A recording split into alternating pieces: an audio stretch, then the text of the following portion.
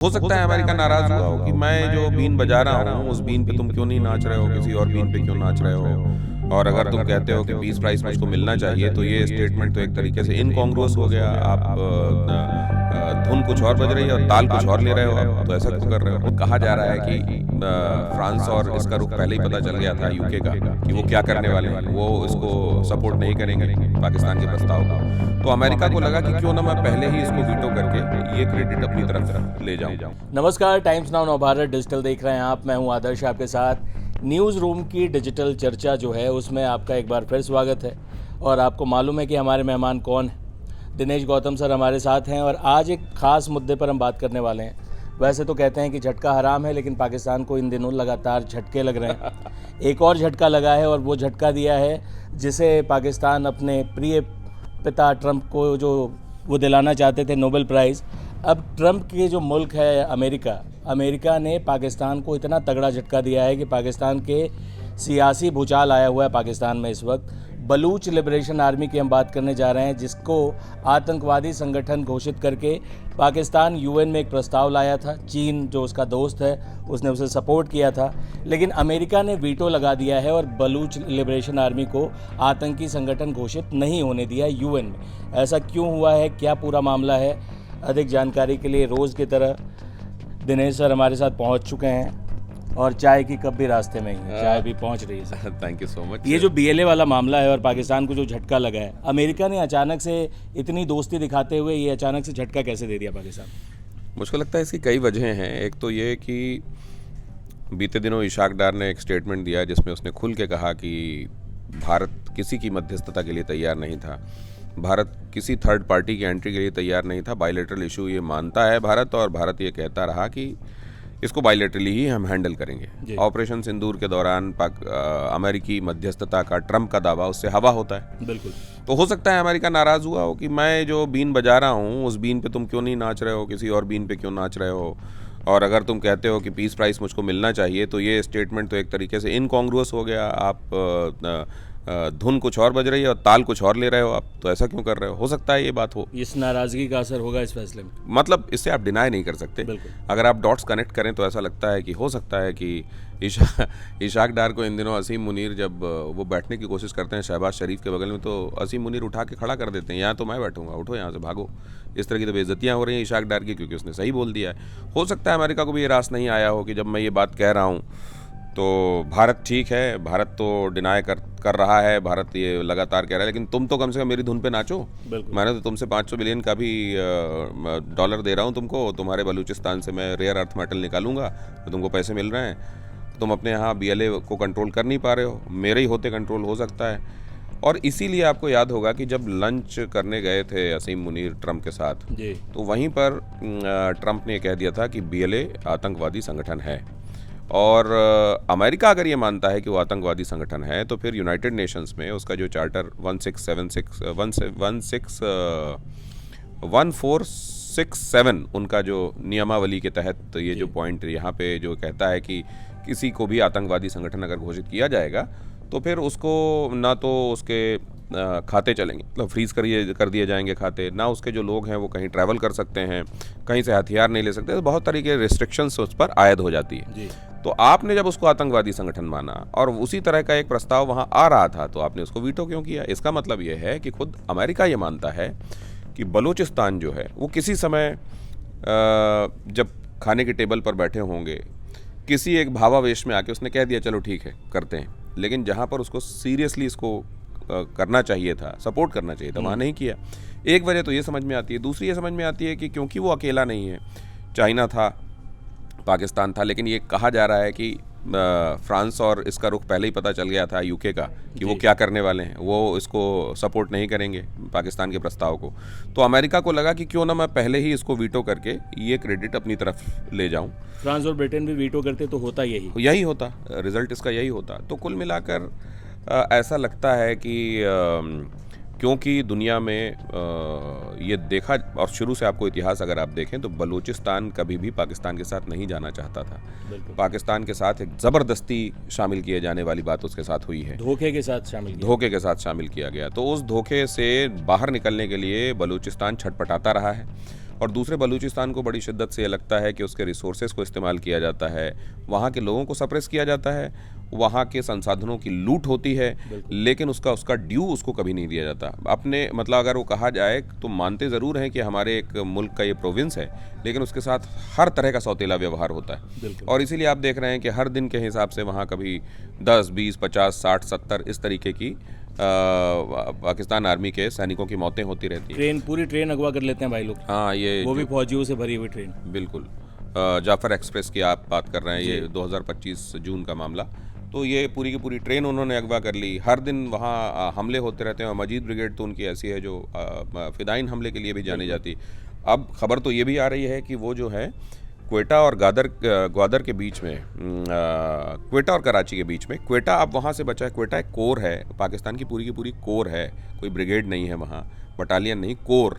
वो पूरा मतलब बहुत सारे सैनिक हैं वहाँ, और कहा जा रहा है केवल 20 किलोमीटर दूर हैं।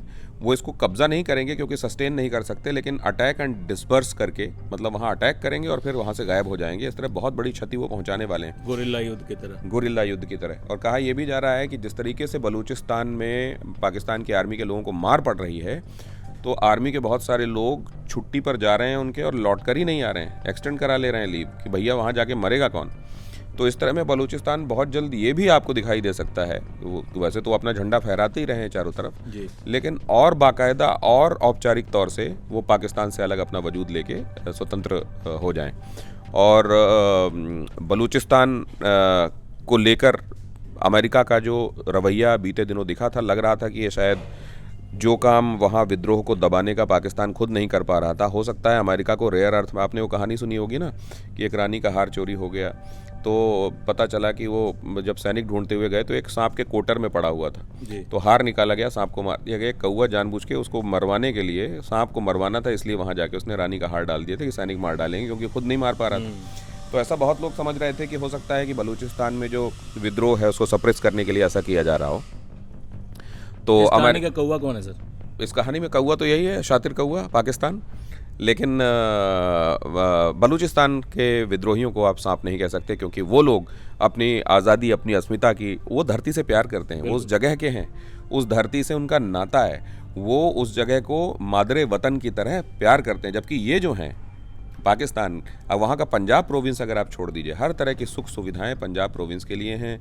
आर्मी में अगर आप देखें जो एलीट क्लास का है वो पूरा का पूरा पंजाब है, और बाकी सबको मरने के लिए जिनको रिक्रूट किया जाता है उनको बलूचिस्तान भेज दिया जाता है या उधर खैबर पख्तूनवा भेज दिया जाता है। तो ये जो सौतेलापन है वहाँ के लोग महसूस कर रहे हैं, और इससे अलग होने की, उनसे अलग होने की छटपटाहट उन लोगों के भीतर है। तो बहुत सारे लोग ये तसव्वुर करते हैं कि वो तो असल में आज़ादी की लड़ाई लड़ रहे हैं, वो स्वतंत्रता सेनानी हैं, उनको आप रेबेल कह सकते हैं, लेकिन उनको आप आतंकवादी नहीं कह सकते, टेररिस्ट नहीं कह सकते। तो यही आज यूनाइटेड नेशंस में, लेकिन ये बहुत बड़ा, जैसा आपने शुरू ही किया, ये झटका है और पाकिस्तान को इसको खाना पड़ रहा है। और बदस्तूर झटके पे झटका पाकिस्तान को रोज़ाना लग रहा है। इस विषय में आखिरी एक सवाल होगा मेरा कि भारत का क्या रुख रहना चाहिए, क्योंकि बलूचिस्तान के कई एक्टिविस्ट हैं जो भारत से ये डिमांड करते रहे हैं कि भारत को इसमें इंटरफेयर करना चाहिए। हालांकि पाकिस्तान की तरफ से आरोप लगता रहता है कि BLA के साथ भारत की साठगांठ है, पाकिस्तान अपनी हर चीज़ के लिए भारत पे इल्ज़ाम लगाता है। जाहिर है बच्चे नाराज़ होंगे तो पिता को ही, पिता से ही मनुहार भी करेंगे और पिता से ही शिकायतें भी करेंगे। एक्सपर्ट से जब बात होती है आदर्श, तो दोनों तरह की बातें आती हैं। कुछ एक एक्सपर्ट्स कहते हैं कि हमको और टेसिट और खुले तौर, टेसिट नहीं जाना चाहिए और खुले तौर पर बलूचिस्तान के लोगों के साथ खड़े होना चाहिए जी। हमारा सपोर्ट उनके साथ हमेशा रहा है। आपने देखा प्रधानमंत्री ने तो लाल किले की प्राचीर से भी बलोच भाई बहनों को लेकर अपनी बात कही थी। लेकिन कई एक्सपर्ट्स ऐसे हैं जो कहते हैं और खुलकर बलूचिस्तान का समर्थन हमको करना चाहिए। लेकिन कई लोग ऐसे हैं जो ये कहते हैं कि इसमें भारत को बहुत नपा तुला अपना रवैया रखना चाहिए। निश्चित रूप से वहाँ के लोगों के साथ हमारी भावनाएं और उनके साथ हमारा स्नेह तो है, लेकिन इसमें दुनिया में दूसरे इक्वेशंस को भी ख्याल में रखते हुए भारत को अपना हित देखते हुए कदम आगे बढ़ाना चाहिए। ऐसा बहुत लोगों का मानना है कि इसको टेसिट तरीके से उनको सपोर्ट दिया जाना चाहिए। तो इसको लेकर ये हमेशा से एक तरह का टाइट रोप वॉक चलता रहा है, whether to go all out, whether to be tested with them. और मुझको लगता है कि ये तो आखिरकार हमसे ज़्यादा समझ वाले लोग सरकार में बैठे हुए लोग हैं, तो they will decide over it. तो आज के डिजिटल चिट चैट का मेन मुद्दा यही था जो BLA पर UN में एक प्रस्ताव आया और जिसे अमेरिका ने वीटो लगाकर पाकिस्तान और चीन के इस साझा प्रस्ताव को गिरा दिया है। तो जैसा कि हमने शुरुआत में ही कहा था कि झटके लगते रहे हैं पाकिस्तान को, एक नया ताज़ा झटका लगा है। और अमेरिका से जो गलबहियाँ दिख रही थी ट्रंप साहब को, जो नोबेल प्राइज़ के लिए आसिम मुनीर और तमाम लोग प्रमोट कर रहे थे, वो जो चमचागिरी चल रही थी, और ये सिर्फ वो जैसा सब आपने कहा ना बलूचिस्तान के मामले में, बलूचिस्तान ही नहीं, ताइवान के मामले में भी लोग कहते हैं कि भारत को खुलकर ये आ जाना चाहिए कि, लेकिन कई जगह पर स्ट्रेटेजिक एम्बिग्विटी भी बड़ी ज़रूरी होती है। कई लोग तो सर तिब्बत के मामले में भी कहते हैं। बिल्कुल। तो लेकिन ये जिसको कहते हैं ना, ये रणनीतिक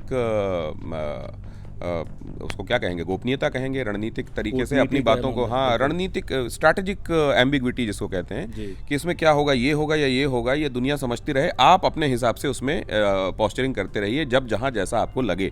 तो शायद ये भी आवश्यक है और इसलिए ये चल रहा है। लेकिन हाँ, जिस तरीके से आप देख रहे हैं कि इन दिनों बाहर की दौड़ मची हुई है, इनकी आसिम मुनीर की, शहबाज शरीफ को भी ले जा रहे हैं, कह रहे हैं कि हम मुस्लिम वर्ल्ड का एक नेटो बनाएंगे और ये करेंगे। घर की आगें तो बुझा लें, बलूचिस्तान और खैबर पख्तूनवा में लोगों को तो समझा लें, हम अपने लोगों को और आपको मालूम पहुंचा दो। हाँ, और गिलगित बाल्टिस्तान और इस तरफ जो है पाक ऑक्यूपाइड कश्मीर में लोग, इनको ये जो जैश और लश्कर के लोग थे, उनके कहने लगे भागो यहाँ से, तुम्हारे चक्कर में यहाँ बम बारूद गोला फटता है, हम यहाँ कैजुअलिटी हमको हो सकती है, तुम भागो यहाँ से, हमको नहीं चाहिए। तो ये तो हालत है उनकी। और वो भी तो देख रहे हैं कि जो भारत में रहने वाले लोग हैं, जो भारत के हिस्से में कश्मीर है, वहाँ कितनी समृद्धि है, वहाँ किस तरह से खुशहाली है, और जो पाकिस्तान के कब्ज़े में अनाधिकृत कब्ज़े में, अनाधिकृत ही होता है जी, अनाधिकृत कब्ज़े में, यानी कि पाकिस्तान के कब्ज़े में जो हमारी ज़मीन है, गिलगिट बाल्टिस्तान जिसे POK कहते हैं, वहाँ के लोग भी देख रहे होंगे कि भाई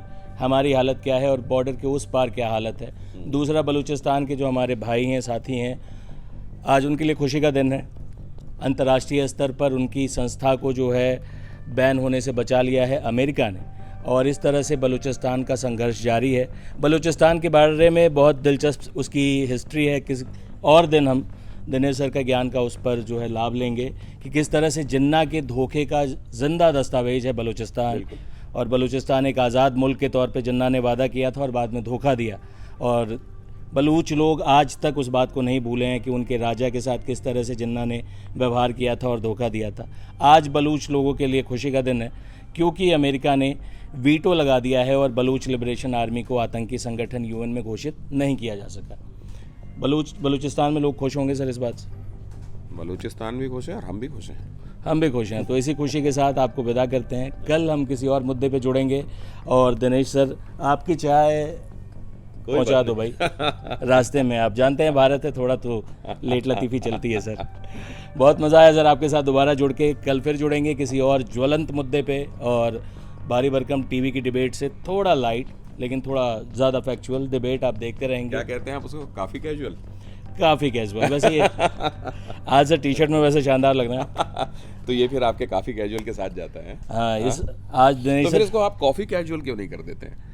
कॉफ़ी के साथ भी कैजुअल कर लूँगा, लेकिन आप चाय के शौकीन हैं तो ठीक है, इसलिए वो मामला बैठ नहीं रहा। बहर में आ नहीं रही है। बहर में आने, मीटर नहीं जोड़ रहा है। मीटर अभी नहीं जोड़ रहा है। जल्दी आप भी कमेंट बॉक्स में बता सकते हैं कि ये जो हमारी दिलचस्प बातचीत होती है, इसको अगर एक नाम देना चाहें तो क्या नाम दिया जा सकता है, जो मीटर में हो, जो बहर में हो। इस बात को हम क्या नाम दें? इस बात को हम क्या नाम दें? और जो बेस्ट नाम होगा वो, या बात कोई बात ही रहने दो, कोई नाम ना दो। ये जनता से तय करवाते हैं। जो भी बेस्ट ऑप्शन होंगे वो अगले एपिसोड में हम उसके बारे में भी चर्चा करेंगे और आप ही के सुझाए नामों में से एक नाम को फाइनल करेंगे। क्या सर? हाँ, इंतजार रहेगा आप क्या सुझाते हैं। जो जिसका नाम जीतेगा उसके लिए कुछ इनाम भी सोचा जाएगा। हाँ, क्या पता कॉफ़ी या फिर क्या पता चाय, और क्या पता आपकी सीधी मुलाकात हो जाए। बहुत बहुत शुक्रिया। देखते रहिए टाइम्स ऑफ नवनवार। शुक्रिया सर। Thank you sir.